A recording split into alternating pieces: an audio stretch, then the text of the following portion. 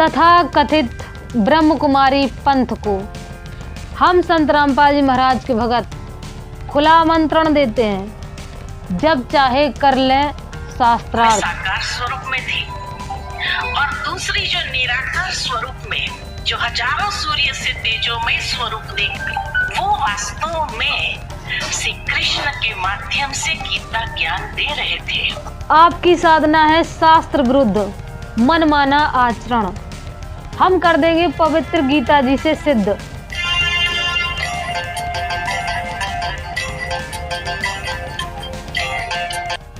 बोलो सतगुरुदेव की जय, बंदी छोड़ कबीर साहेब की जय, बंदी छोड़ गरीबदास जी महाराज की जय, स्वामी रामदेवानंद जी महाराज की जय, बंदी छोड़ सतगुरु रामपाल जी महाराज की जय, सभी संतों की जय, सभी भक्तों की जय, सत साहिब।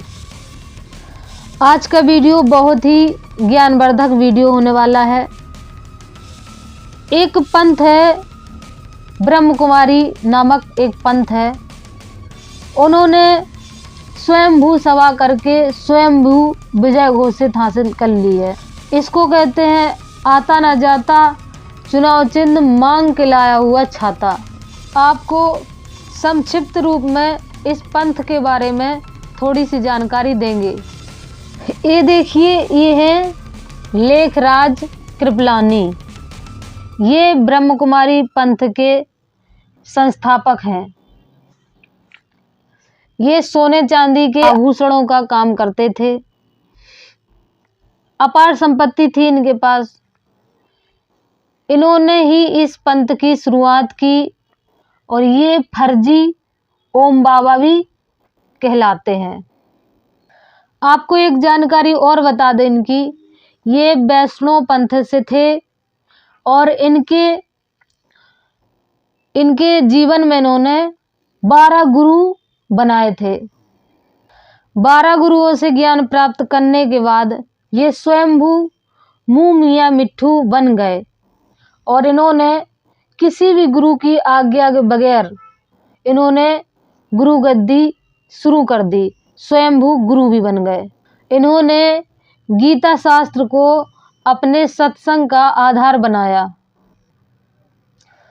और एक ओम मंडली नाम की दुकान जो इन्हें प्रारंभ कर दी। आरोपों के चलते ओम बाबा के ऊपर बहुत सारे आरोप लगाए गए। इनके ऊपर दुराचार का आरोप भी लगा था, क्योंकि महिलाएं इनके मंडली में बहुत ज़्यादा शामिल हो रही थी। इनका ज्ञान ऐसा था कि कई घरों में कलह हो जाती थी और महिलाएं इनसे जुड़ने के कारण इनके ऊपर आरोप भी बहुत सारे लग रहे थे और हिंदू संगठनों ने इनके खिलाफ बहुत सारे धरना भी प्रदर्शन किए और धरना प्रदर्शन करने के बावजूद विवाद बहुत ज़्यादा बढ़ गया। कोर्ट द्वारा इनको कई बार नोटिस भेजे गए और नोटिस भेजे जाने की वजह से इनका कराची में जो इनका स्थित था आश्रम, वो बंद करा दिया गया। तो ये वहाँ से कराची से भागकर सन 1950 में माउंट आबू राजस्थान में स्थित हो गए। इन्होंने अपना स्थान वहाँ पर चुना और इन्होंने अपनी संस्था जो ओम मंडली थी उसका भी नाम बदल के ब्रह्म कुमारी नाम रख दिया। अब इनके ज्ञान का आकलन कर लेते हैं। ये मानते थे कि भगवान निराकार है और ये गीता को मानते थे और शिव को ये अपना आराध्य मानते थे। लेखराज खूबचंद कृपलानी उर्फ ओम बाबा का मानना था कि चतुर्युग सिर्फ 5000 वर्ष का ही होता है। इनका मानना था कि 5000 वर्ष में ही सतयुग, द्वापर, त्रेता और कलयुग बीत जाता है। तो हम आपको बता दें, ऐसे नकली झोला छाप गुरु घंटालों से भारत भरा पड़ा है, जबकि सब जानते हैं कि 4,32,000 वर्ष का तो कलयुग ही होता है। अब इससे आप लोग अनुमान लगा सकते हैं कि जिसका गुरु ही गुरु घंटाल हो तो उसकी शिष्या जो छोटी छोटी बेटियां हैं उनकी, जो ब्रह्म कुमारी में जो पंथ में जो बेटियां हैं उनकी, वो कितनी छोटी छोटी घंटियां होगी। अज्ञान की हद तो तब पार कर दी ओम बाबा ने जब मुंह से मुरली का स्वांग इन्होंने चालू कर दिया। सभी जानते हैं भगवान श्री कृष्ण बांस की बांसुरी बजाते थे और ओम बाबा ने अपने गाल बजा डाले। ओम बाबा के पास मोक्ष के नाम पर 0 सन्नाटा था। ओम बाबा का मानना था कि अगर जीव मरता है, पंछी मरता है तो वो पंछी बनता है, कुत्ता मरता तो वो कुत्ता बनता है, मतलब जानवर अगर मरता है तो वो जानवर की योनि में जाता, और इंसान अगर मरता है तो वो इंसान ही बनता है। तो कर्म आधार फिर कहाँ गया। वर्तमान समय में जितनी भी ब्रह्म कुमारी पंथ में बहनें फंसी हुई हैं अज्ञानतावश, उनसे हमारा आग्रह है कि संत रामपाल जी महाराज से नाम दीक्षा लेकर अपना कल्याण करवाएं, क्योंकि संत रामपाल जी महाराज ही एकमात्र तत्वदर्शी संत हैं जो सही ज्ञान और सही भक्ति बता रहे हैं, शास्त्रों वेदों से प्रमाणित। देखो इन्हें, ये ब्रह्म कुमारी पंथ की बहनें हैं, ये डांस डूंस कर रही हैं जो।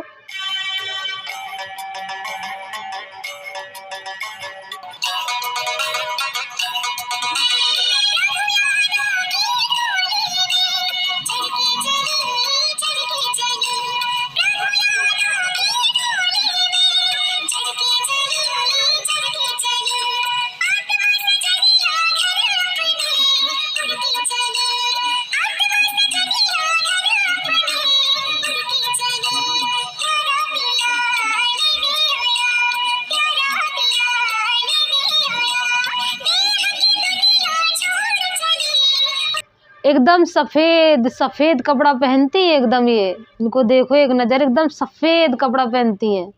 इस पर परमेश्वर कबीर कहते हैं, मन में लातन उजला बगुला कपटी अंग, और तासे तो कौआ भला तन मन एक ही रंग। ये बगुला का रूप बना, भेष बना के बैठे हैं, इनके मन में कपट है। परमेश्वर कहते हैं इससे भला तो वो कौआ है, कौआ काल ब्रह्म जो गीता ज्ञान दाता है, वो कौआ भला है इनसे तो अच्छा। कम से कम वो बता रहा अपनी सच्चाई। गीता अध्याय 11 श्लोक 32 में खुद कह रहा है कि अर्जुन मैं काल हूँ, मैं अब आया हूँ सबको खाने के लिए। और उसके मुंह से आग निकल रही, वो अपना रूप भी दिखा रहा है, अपनी सच्चाई दिखा रहा है। उसको दिख रहा, अर्जुन को दिखा रहा कि देखो मैं कैसे खाता हूँ लोगों को। उसके दांतों में खोपड़ी के हड्डियां फंसी हुई है, उसके दांतों में, लोगों को खा रहा। वो बता रहा कि मैं वो सही है, इनसे अच्छा तो वो है। तन मन उसका एक ही रंग है। ब्रह्म कुमारी पंथ वालों का दिमाग खराब हो गया है।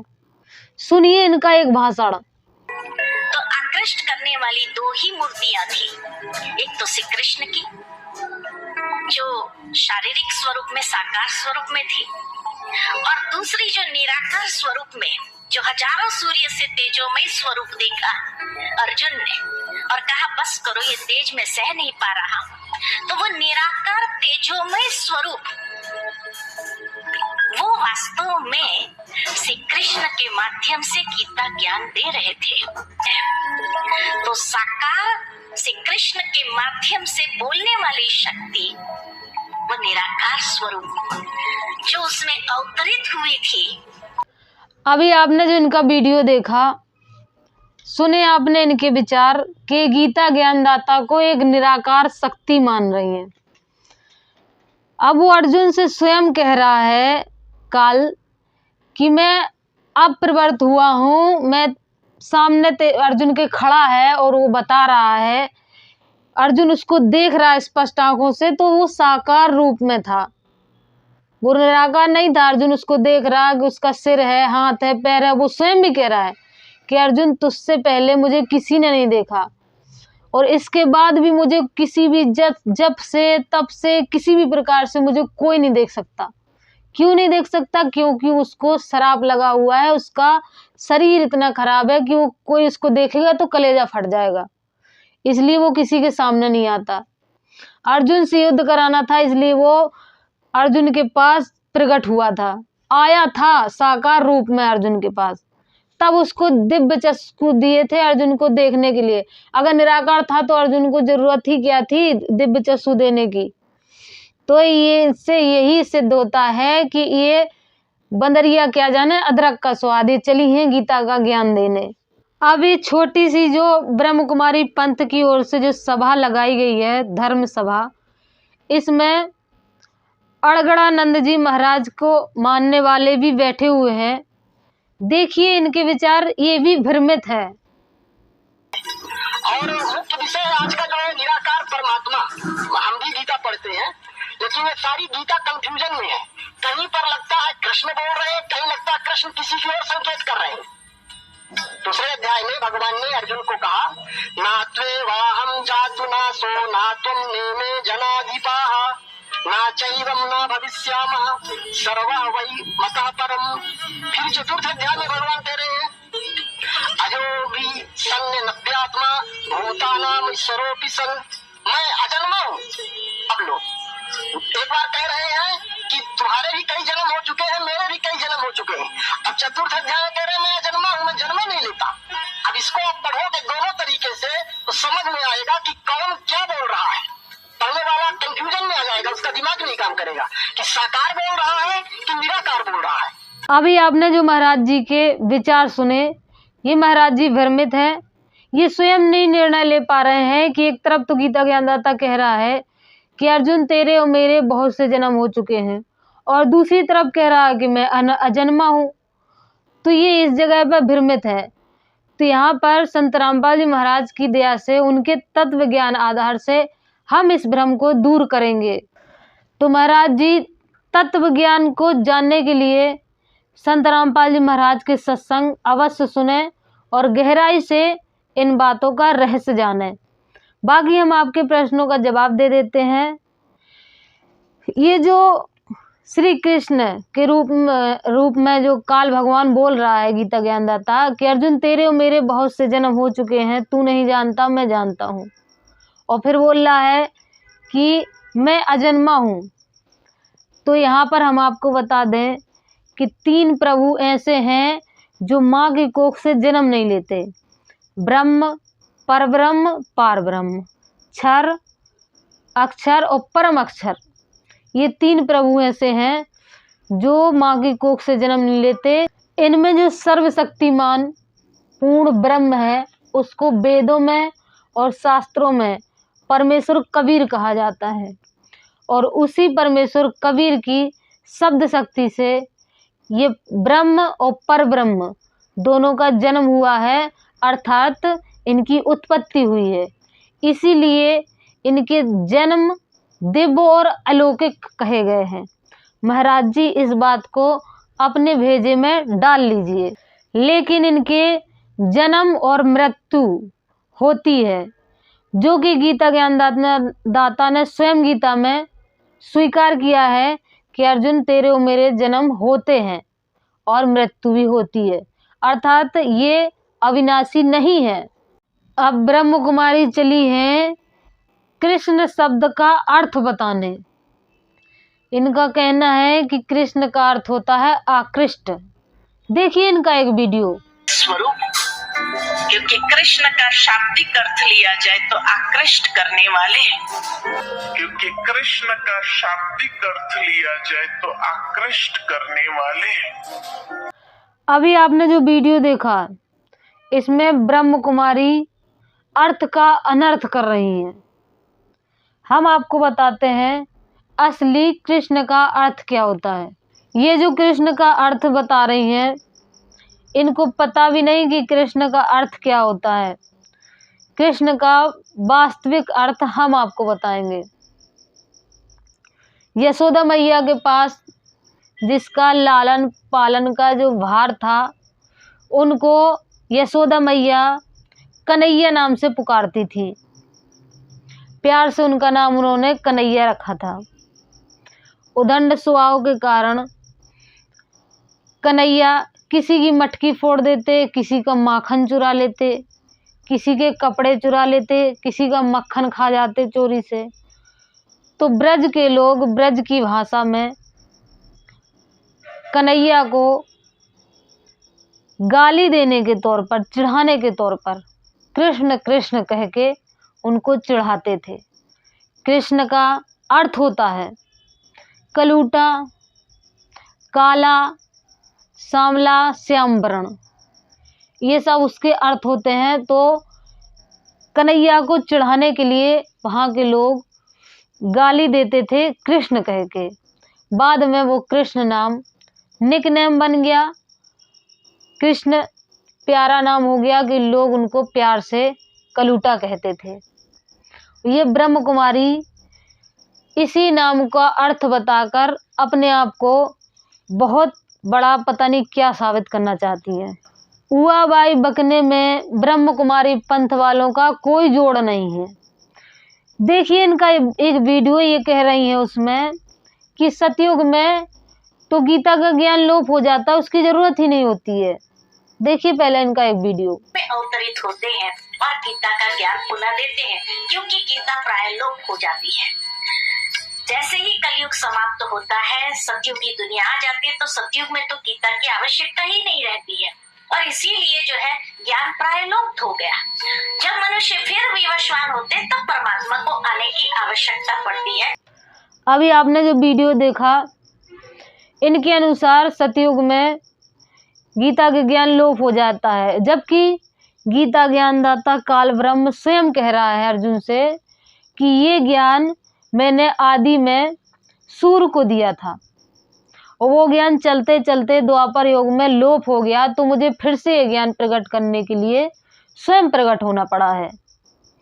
तो ये गीता ज्ञानदाता से भी बड़ी बन रही हैं, अपने आप को बड़ी अम्मा साबित करना चाहती हैं ये ब्रह्म कुमारी पंथ वाली। इससे सिद्ध होता है कि ब्रह्म कुमारी पंथ वालों के पास गीता का ज्ञान 0 सन्नाटा है, क्योंकि ये बताते हैं कि ओम नाम का जाप करो, मेडिटेशन करो और एक जगह बैठकर ध्यान लगाओ। ये इस तरीके से साधना बताते हैं, जबकि गीता ज्ञानदाता गीता में कहता है अर्जुन से कि अर्जुन तू युद्ध भी कर और युद्ध के साथ ओम नाम का जाप भी कर, अर्थात युद्ध के साथ साथ जाप करने को कहा है, कहीं बैठने को नहीं कहा, कहीं मेडिटेशन करने को नहीं कहा। और उसने आगे ये भी कहा है कि पूर्ण मोक्ष पाने के लिए ओम तत्सत, ये 3 मंत्र का जाप है जो तत्वदर्शी संत तुझे देंगे।